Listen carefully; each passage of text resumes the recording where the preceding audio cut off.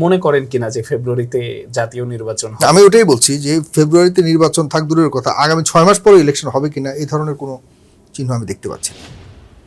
মানে আপনি বলতে পারেন যে না, নির্বাচন কমিশন তো ঘোষণা দিয়েছে, বলতে পারেন যে ডিসিএসপিরা তো মিটিং শুরু করেছে, বলতে পারেন পুলিশ বাহিনী তো তাদের তৎপরতা শুরু করেছে, এটা তাদের অফিসিয়াল ডিউটি।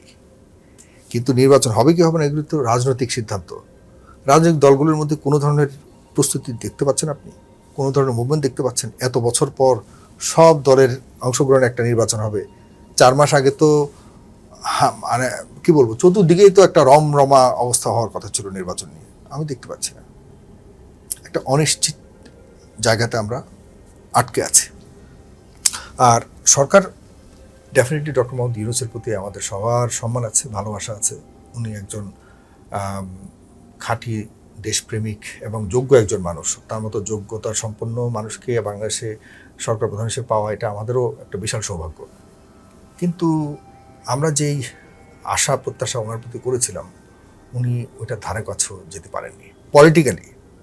এখন ওনাকে ব্যক্তি ডক্টর মোহাম্মদ ইউনূসকে অনেক দেশ চিনে, যে যারা বাংলাদেশকেও চিনে না, সেটা ভিন্ন ব্যাপার।